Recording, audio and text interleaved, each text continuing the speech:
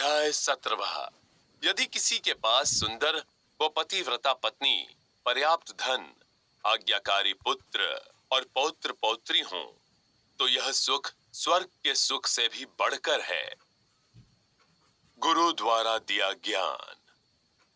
पुस्तका प्रत्ययाधितम नाधितम गुरु सनिद्धो सभा मध्ये न शोभन्ते जार गर्भा इव स्त्रिया। आचार्य चाणक्य विद्याध्ययन के लिए गुरु के महत्व को प्रतिपादित करते हुए कहते हैं कि जो व्यक्ति केवल पुस्तकों को पढ़कर विद्या प्राप्त करता है, किसी गुरु से नहीं, उस व्यक्ति का किसी सभा में अवैध संबंध से गर्भवती हुई स्त्री के समान कोई आदर नहीं होता। पुस्तकों से प्राप्त ज्ञान सीमित होता है, जबकि गुरु द्वारा दिए गए ज्ञान की कोई सीमा नहीं होती।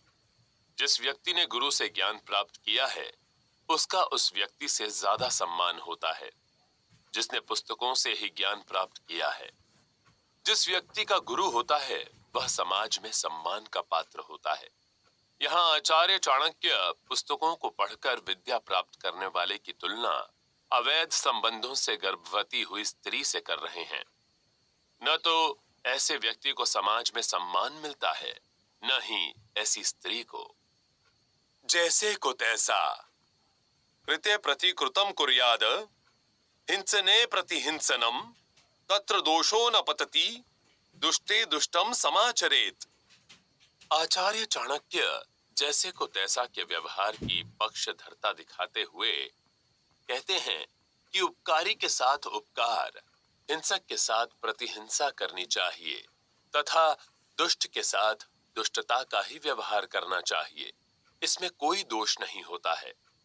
आपको जिसके साथ जैसा व्यवहार मिले, उसके साथ उसी के अनुरूप व्यवहार करना चाहिए। अगर आप हमेशा दयालु ही बने रहेंगे, तो लोग इसका फायदा उठा सकते हैं। इसलिए समाज में रहने के लिए जैसे को तैसा वाला रवैया ही अपनाना चाहिए। तपस्या की शक्ति। यद दूरम यदु दूराराध्यम यच्च दूरे व्यवस्थितम तत्सर्वम तपसा असाध्यम तपो ही दुर्तिक्रमम। आचार्य चाणक्य तप की चर्चा करते हुए कहते हैं कि जो वस्तु दूर है, दुस्साध्य है, दूर स्थित है, वह सब तप से साध्य है। तप सबसे प्रबल वस्तु है। जब हम कुछ चीजों को पाना चाहते हैं, तो कुछ चीजें हमारी पहुंच से परे होती हैं। यह रवैया सही नहीं है। अगर इस संसार में कुछ मौजूद है, तो उसे पाया भी जा सकता है। बस उसे पाने के लिए जरूरत होती है तो सही तरीके से काम करने और संपूर्ण समर्पण की। जब आपके मन में किसी चीज को पाने की इच्छा जागृत होती है, तो आप उसे प्राप्त भी कर लेते हैं। व्यवहार का महत्व। लोभश्चेद गुणेन किम पिशुनता यदस्ति किम पातके सत्यम चेतपसा च किम शुचि मनो यद्यस्ति तीर्थेन किम सौजन्यम यदि किम न गुणे सुमहिमा यद्यस्ति किम मंडने सद्विद्या यदि किम धनेर पयशो यद्यस्ति किम मृत्युना। लालची होना सबसे बुरी आदत है। दूसरों के जीवन में हस्तक्षेप करना और चुगली करना पाप है। जो सत्यवादी है, उसे किसी भी तरह की तपस्या की जरूरत नहीं है। जिस व्यक्ति का मन शुद्ध हो, वह तीर्थ स्थान पर भी न जाए तो कोई बात नहीं। जिस व्यक्ति का आचरण अच्छा होता है, उसकी प्रसिद्धि सर्वत्र फैलती है। ऐसे व्यक्ति को बनने संवरने की जरूरत नहीं होती। जो व्यक्ति उच्च शिक्षित हो, उसे किसी भी धन की जरूरत नहीं होती है।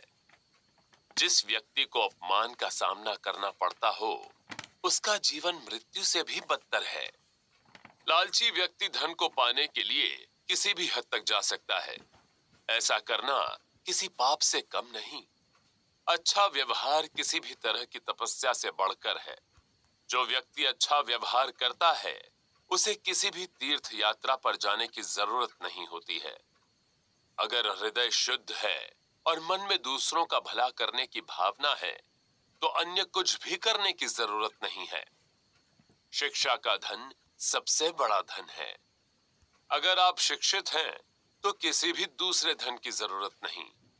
अपमान और समाज में असम्मान मृत्यु से भी बड़ा दुख है। कार्य महत्वपूर्ण है। पिता रत्न करो यस्य लक्ष्मीरस्य सहोदरा शंखो भिक्षाटनम कुर्यान्ना दत्तमुपतिष्ठते। आचार्य चाणक्य कहते हैं कि जिसका पिता रत्नों की खान समुद्र है और सगी बहन लक्ष्मी है, ऐसा शंख भिक्षा मांगता है। इससे बड़ी विडंबना और क्या हो सकती है। यह सब कर्मों का ही लेखा जोखा है। आचार्य चाणक्य कहते हैं कि जन्म से ज्यादा महत्वपूर्ण कर्म है। समुद्र, लक्ष्मी और शंख दोनों का जन्मदाता है, लेकिन दोनों का भविष्य अलग अलग है। प्राचीन काल में सन्यासी भिक्षा मांगने से पूर्व शंख बजाया करते थे।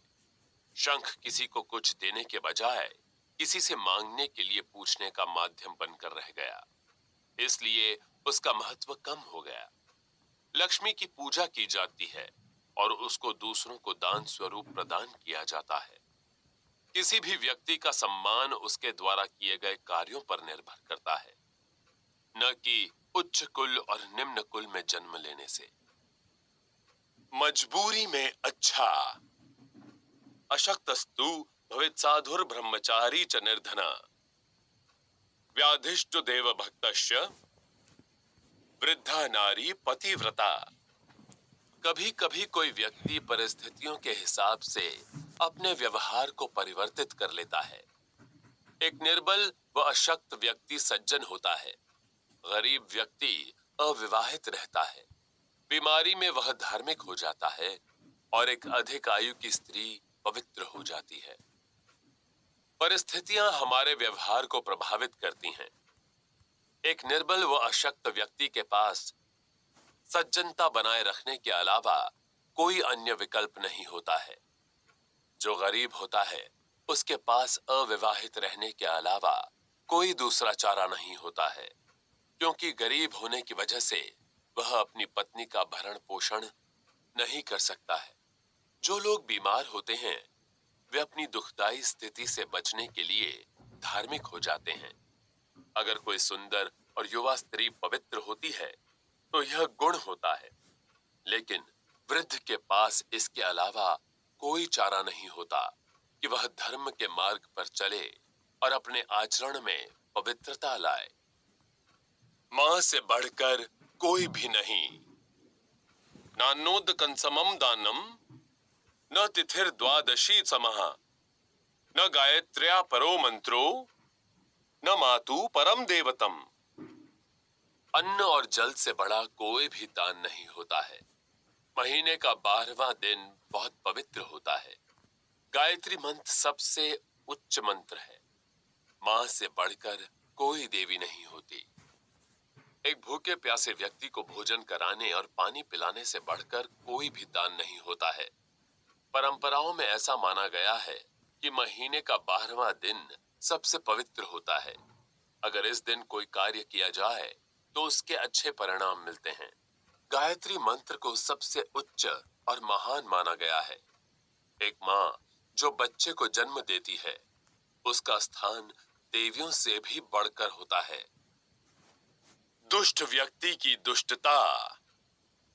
तक्षकस्य विषम दंते मक्षिकायास्तु मस्तके वृश्चिकस्य विषम पुच्छे सर्वांगे दुर्जने विषम। एक सांप का जहर उसके दांतों में होता है, बिच्छू का जहर उसकी पूंछ में होता है।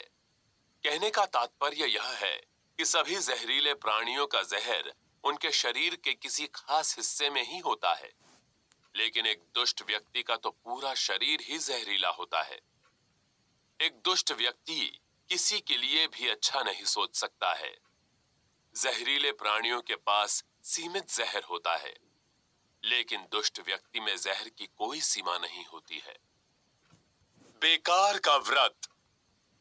पत्युराज्ञाम विना नारी उपोष्य व्रतचारिणी आयुष्यम हरते भर्तु सा नारी नरकम व्रजेत। एक स्त्री यदि पति की अनुमति के बिना व्रत करती है तो वह पति की उम्र को बढ़ाने की बजाय उसे कम करती है। ऐसी स्त्री को जीवन में बहुत सारी मुश्किलों का सामना करना पड़ता है। इतना ही नहीं, मृत्योपरांत भी उसे नरक का दुख भोगना पड़ता है। पति की सेवा न दान्यः शुध्यते नारी नोपवास शतेरपि न तीर्थ सेवया तद्वद भर्तु पादोदकैर्य था।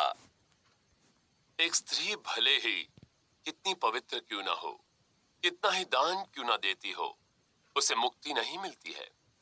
बहुत दिनों तक व्रत करने और तीर्थ स्थानों की यात्रा भी उसकी कोई मदद नहीं कर पाती है। किंतु यदि वह पूरे समर्पण के साथ अपने पति की सेवा करती है तभी उसे मुक्ति मिल सकती है। चाणक्य के समय में स्त्री और पुरुष के स्तर में बहुत अंतर था। स्त्रियों को पुरुषों से कमतर समझा जाता था। यह बात उसी परिप्रेक्ष्य में सही है। सुंदरता दानेन पाणीर्न तु कंकनेन स्नानेन शुद्धीर्न तु चंदनेन मानेन तृप्तिर्न तु भोजनेन ज्ञानेन मुक्तिर्न तु मंडनेन। आचार्य चाणक्य वास्तविक सुंदरता की चर्चा करते हुए कहते हैं कि हाथों की सुंदरता कंगन आदि आभूषण पहनने से नहीं बढ़ती, वह दान करने से ही सुंदर लगता है। शरीर स्नान करने से सुंदर होता है, न कि चंदन का लेप करने से। तृप्ति मान से होती है, न कि भोजन से। मोक्ष ज्ञान से मिलता है, न कि सजने संवरने से।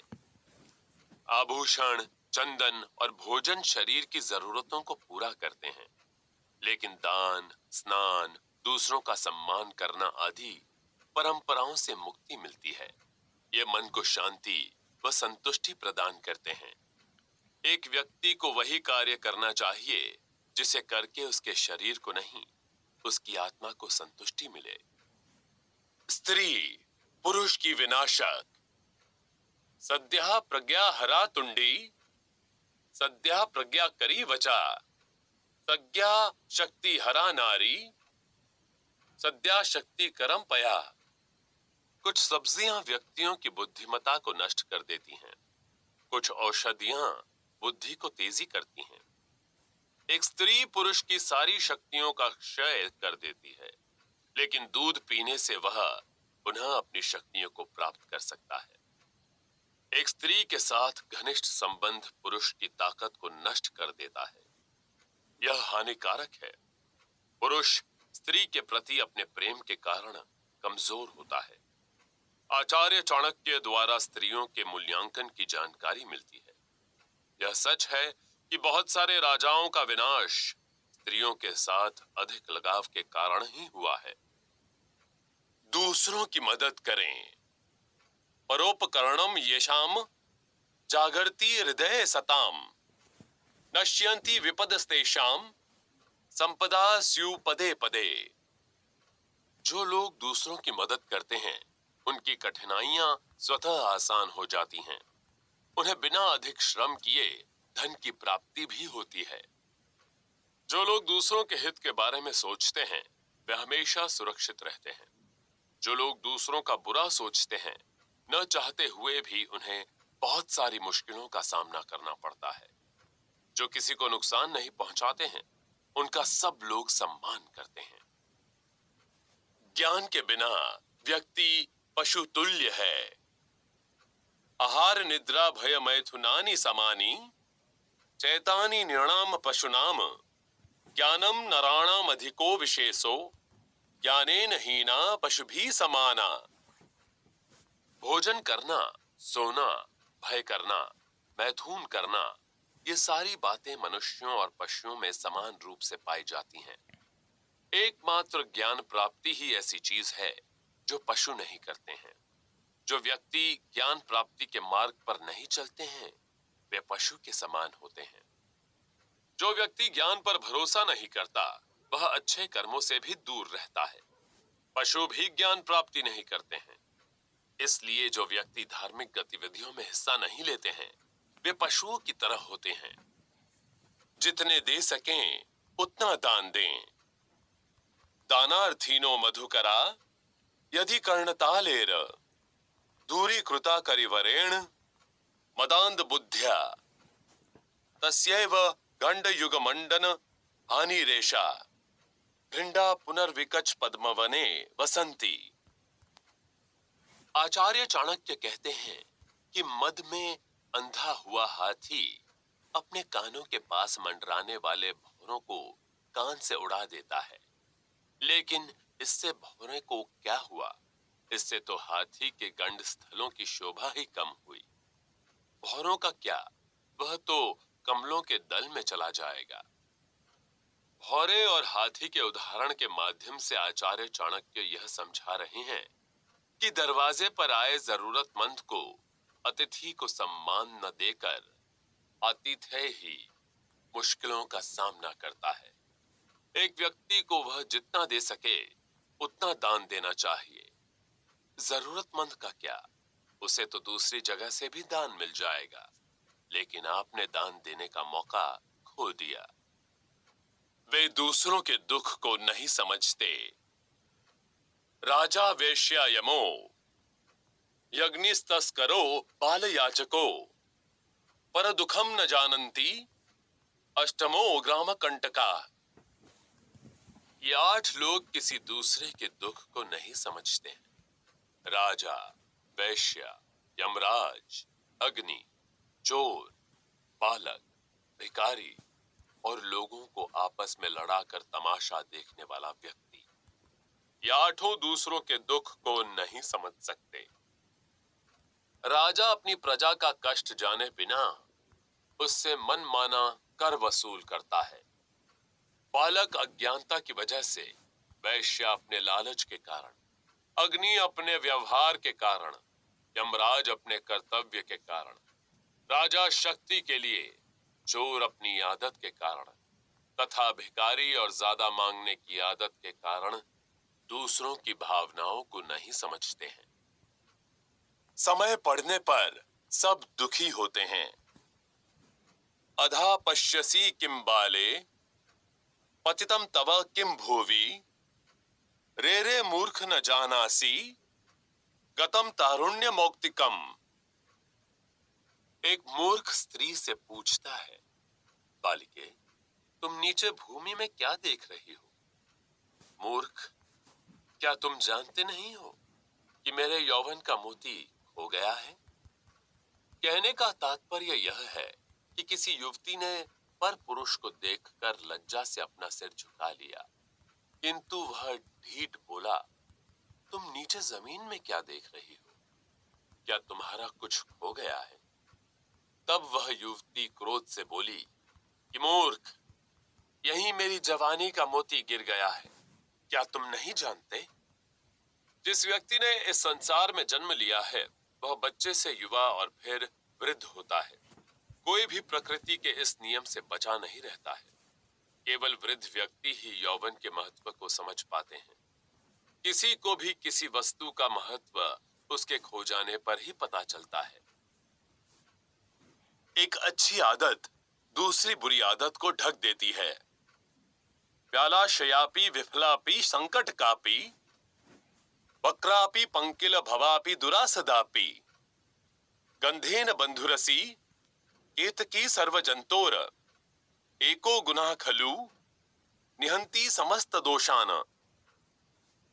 आचार्य चाणक्य कहते हैं कि हे केतकी, भले ही तू सांपों का घर है, फलहीन है, कांटों वाली है, टेढ़ी है, कीचड़ में उगी हुई है और तुझ तक कठिनाई से पहुंचा जाता है, फिर भी सुगंध के कारण तू सबकी प्रिय है। निश्चय ही एक ही गुण सारे दोषों को नष्ट कर देता है। उन्होंने ठीक ही कहा है कि एक ही गुण सारी कमियों को ढक देता है। किसी भी व्यक्ति का एक अच्छा गुण उसकी सारी कमियों को ढक देता है। उसका यह गुण उसे सम्मान और समाज में ऊंचा स्थान दिलाता है। अगर किसी में अच्छा गुण हो तो भले ही दिखने में वह कितना ही बुरा क्यों ना हो, सब लोग उसको प्रेम करते हैं। स्वर्ग से ज्यादा खुशी यदि रामा यदि च रमा, यदि तनयो विनय गुणोपतः, तनयो तनयोत्पत्तिः, सुरवर नगरे किमाधिक्यम। यदि किसी के पास सुंदर व पतिव्रता पत्नी, पर्याप्त धन, आज्ञाकारी पुत्र और पौत्र पौत्री हो, तो यह सुख स्वर्ग के सुख से भी बढ़कर है।